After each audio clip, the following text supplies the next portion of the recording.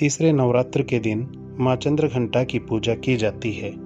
पिंडज प्रवरारूढ़ा चंडकोपास्त्रकैर्युता प्रसादम तनुते महम चंद्रघंटेति विश्रुता। माँ दुर्गा जी की तीसरी शक्ति का नाम चंद्रघंटा है। नवरात्र उपासना के तीसरे दिन इन्हीं के विग्रह का पूजन आराधन किया जाता है। इनका यह स्वरूप परम शांतिदायक और कल्याणकारी है। इनके मस्तक में घंटे के आकार का अर्धचंद्र है, इसी कारण इस देवी को चंद्रघंटा कहते हैं। इनके शरीर का रंग स्वर्ण के समान चमकीला है। इनका वाहन सिंह है।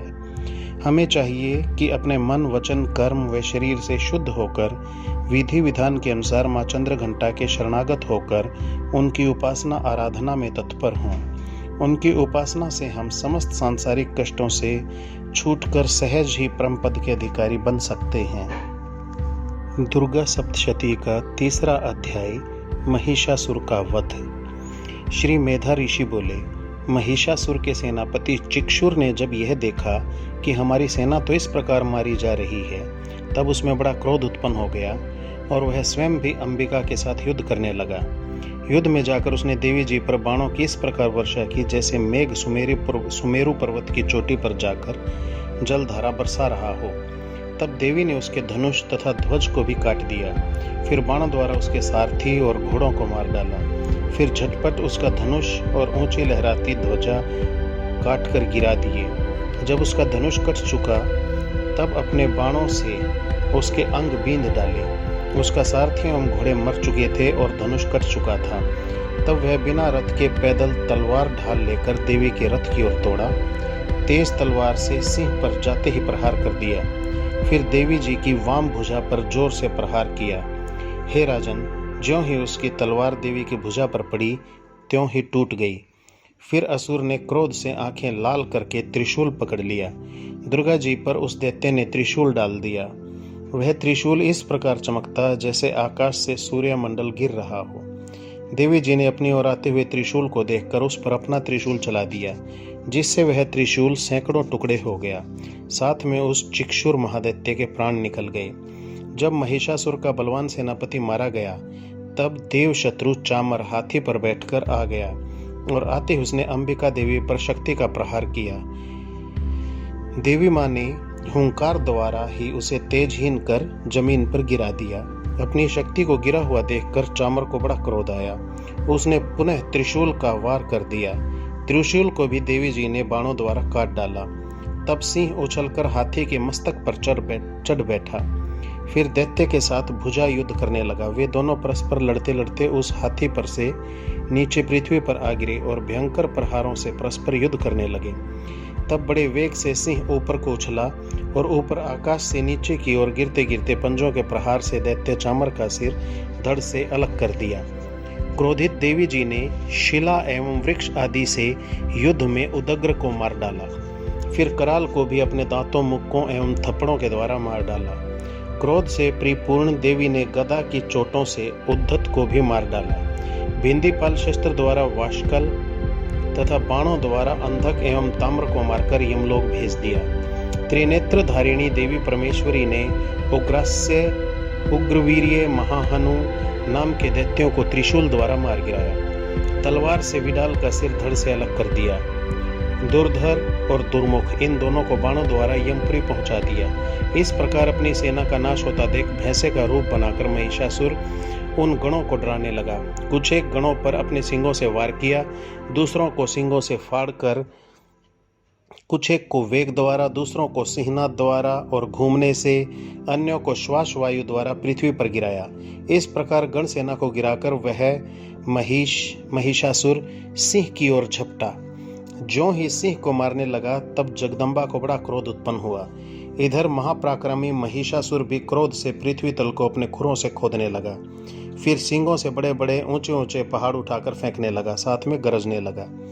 वेग के साथ घूमने पर पृथ्वी क्षुब्ध होकर फटने लगी। उसने पूंछ से समुद्र पर प्रहार किया, जिससे क्षुब्ध होकर समुद्र पृथ्वी को चारों ओर से डुबाने लगा। चलायमान होते हुए सिंगों के द्वारा छिन्न भिन्न हुए बादलों के खलखस हो गए। उसके श्वासों से उड़ते हुए सैकड़ों पर्वत आकाश से गिरने लगे। इस प्रकार क्रोधपूर्ण उस महादैत्य को अपनी ओर आता देख चंडिका उसे मारने के लिए क्रोध में आ गई। कुपित चंडिका ने उसकी ओर पाश फेंका व उसके द्वारा उस दैत्य को बांध लिया। तब तो उस महायुद्ध में बंधे उस दैत्य ने अपने महिषासुर रूप का त्याग कर दिया और सिंह के रूप में आ गया। जैसे ही चंडिका उसका सिर काटने लगी, तब तो वह तलवार हाथ में लिए पुरुष के रूप में दिखाई देने लगा।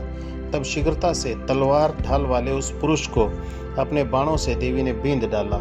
अब वह एक बड़ा हाथी हो गया।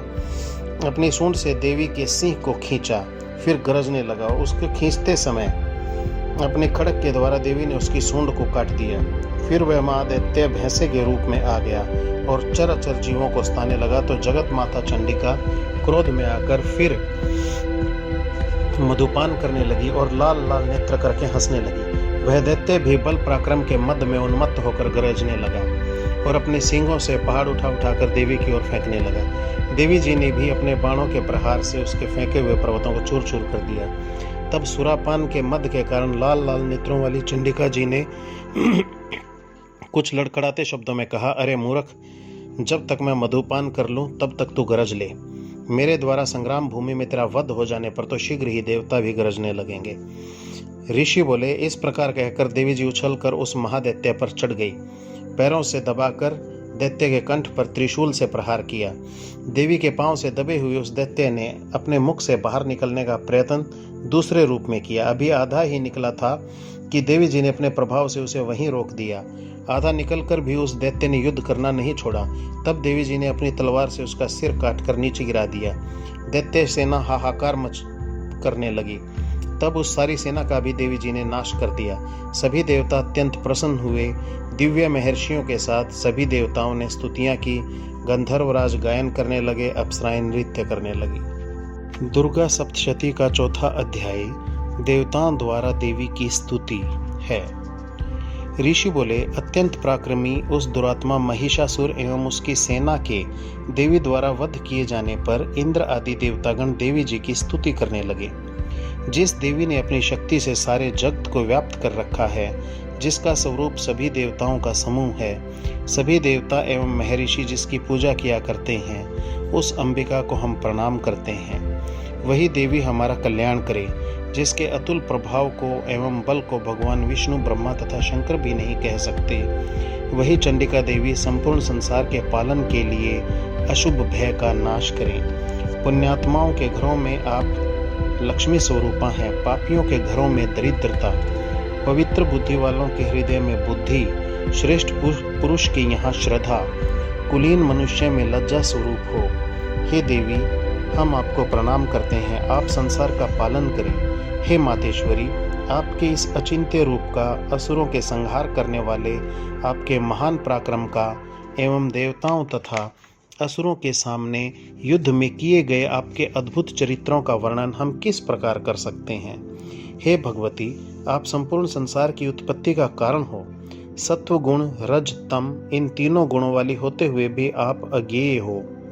दोषों के कारण हम लोग आपको जान ही नहीं सकते। हम तो क्या, विष्णु, शिव आदि भी आपका पार नहीं पा सकते। आप सबकी आश्रय हैं एवं आप आद्या अव्याकृता परा प्रकृति हो। हे देवी, संपूर्ण यज्ञों में जिसके उच्चारण करने से सब देवता तृप्त होते हैं, आप ऐसा अचिंत्य महाव्रत स्वरूप हो और संपूर्ण दोषों से रहित, इंद्रियों को वश में करने वाले, तत्व को ही सार जानने वाले मोक्षार्थी मुनिजन जिसका अभ्यास करते हैं, वह देवी भगवती विद्या आप हो। आप शब्द स्वरूपा हो। परम पवित्र ऋग्वेद, यजुर्वेद एवं मनोहर उद्गीत के पदों के पाठ से युक्त सामवेद का आप निधान हो। वेद त्रयी देवी हो। 6 गुणों से संपन्न आप भगवती हो। सभी शास्त्रों का ज्ञान कराने वाली हे देवी, आप मेधा शक्ति हो। दुर्गम संसार रूप सागर से पार कराने वाली नौका भी आप हो। आप असंग हो। कैटभ दैत्य के शत्रु विष्णु के वक्ष स्थल पर निवास करने वाली आप लक्ष्मी स्वरूपा हो एवं चंद्रमा को मस्तक पर धारण करने वाले भगवान शंकर द्वारा सम्मानित आप गौरी देवी हो। यद्यपि आपका मुख सुंदर तथा परिपूर्ण चंद्रमा के बिंब का अनुकरण करने वाला एवं निर्मल मंद मुस्कान से शोभित है। इस प्रकार के निर्मल मंद मुस्कान से शोभित चंद्रमुख को देखकर क्रोध से परिपूर्ण महिषासुर ने झट ही आप पर प्रहार किया। यह एक अद्भुत आश्चर्य की बात है। उससे भी अतीव अद्भुत एवं विचित्र बात तो यह है कि जब वह मुख क्रोध से युक्त था, उदय होते हुए चंद्रमा की भांति लाल था, तनी हुई भौहें अति विकराल थी। ऐसा रूप देखकर महिषासुर ने अपने प्राण तुरंत वहीं पर छोड़ दिए। भला कौन ऐसा प्राणी है जो क्रोधी यमराज को देखकर भी जीवित रह सके। हे देवी, आप प्रसन्न हो। सर्वदा उन्नति देने वाली देवी जी, आप जिन पर प्रसन्न हैं वे ही सभी देशों में आदर पाते हैं, उन्हें ही धन तथा यश मिलता है। हे देवी, आपकी कृपा द्वारा ही पुण्यात्मा पुरुष सभी धर्म संबंधी कार्य प्रतिदिन किया करते हैं। आपकी कृपा से ही उसे स्वर्ण लाभ होता है। इसी कारण आप तीनों लोकों में फल देने वाली मानी जाती हैं। आपसे बढ़कर और कौन है। सबके लिए उपकार करने वाली हो, सबका सर्वदा दया करने वाली हो। इन राक्षसों के वध करने से जगत सुखी हो। ये राक्षस कभी नरक के लिए चिरकाल तक भले ही पाप करते रहे हों। युद्ध में इनका वध आपने इसलिए किया कि मुझसे मरे हुए ये स्वर्ग चले जाएं। यही जानकर हे देवी, आपने पापियों का नाश किया। आप असुरों को केवल देखने मात्र से भस्म क्यों नहीं करती? शत्रुओं पर शस्त्रों का प्रहार क्यों कर दिया करती हो? इसका भी कारण यही है क्योंकि शत्रुगण मेरे शस्त्रों से मरकर पवित्र होकर उत्तम लोकों में पहुंच जाते हैं। इस प्रकार आपके यह विचार अति उत्तम है। आपका शील स्वभाव दुराचारियों के दुष्ट स्वभाव को निवृत्त करने वाला है। आपका रूप अचिंत्य है, उसकी अन्य किसी के साथ तुलना नहीं हो सकती। आपका पराक्रम तो देवताओं के पराक्रम को नष्ट करने वाले दैत्यों के पराक्रम का नाश करने वाला है। इस प्रकार आप शत्रुओं पर भी दया किया करती हो। आपके पराक्रम की तुलना हे देवी किसी के साथ नहीं हो सकती। आपका रूप भी परम मनोहर है, परंतु शत्रुओं को भयभीत करने वाला है। हे वरदायिनी, तीनों लोकों में यह आप में ही दिखाई देते हैं। हे देवी जी, शत्रुओं का नाश करके इस सारी त्रिलोकी की आपने रक्षा की। युद्ध भूमि में उन राक्षसों का विनाश करके उन्हें स्वर्ग में पहुंचा दिया और हमारा भय भी दूर कर दिया, जो कि हमें उन्मत्त दानव डराया करते थे। हे माता, आपको नमस्कार है। हे देवी, हमारी त्रिशूल से रक्षा करें। हे अंबिके, खड्ग द्वारा हमारी रक्षा करें एवं घंटा के शब्द तथा धनुष के टंकार से भी हमारी रक्षा करें। हे चंडिके, पूर्व पश्चिम दक्षिण में हमारी रक्षा करें। अपने त्रिशूल को घुमा घुमाकर उत्तर में भी हमारी रक्षा करें। ऋषि बोले। इस प्रकार देवी जी की देवताओं ने स्तुति की और नंदन वन में उत्पन्न हुए पुष्पों तथा गंध चंदन आदि से माता की उपासना की। सभी देवताओं ने भक्ति पूर्वक दिव्य धूपों द्वारा अर्चना की। तब देवी प्रसन्न होकर उन देवताओं से बोली, हे सभी देवताओं, अपनी अभिलाषा के अनुसार आप सब हमसे वर मांगो। देवता बोले, हे भगवती, आपने तो हमारी सभी मनोकामनाएं पूर्ण कर दी, कुछ भी अब बाकी नहीं बचा। हमारे इस महिषासुर शत्रु का आपने वध कर दिया। फिर भी यदि प्रसन्नता पूर्वक हमें वर देना चाहती हो तो हे माता, यह वर दीजिए कि जब जब भी हम आपका स्मरण करें तब तब आप हमारे संकट दूर करें। हे मातेश्वरी, जो भी मनुष्य इन स्तुतियों द्वारा आपकी स्तुति करे उसे वित्त रिद्धि वैभव दीजिए।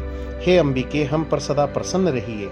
ऋषि बोले, राजन, जब देवताओं ने अपने तथा संसार के कल्याण के लिए इस प्रकार वर मांगा तब उन्हें तथास्तु कहकर भद्रकाली अंतर्ध्यान हो गए। हे राजन, पूर्व काल में तीनों लोकों का हित चाहने वाली भगवती देवी देवताओं के शरीर से जैसे प्रकट हुई वह सारी कथा मैंने कह सुनाई।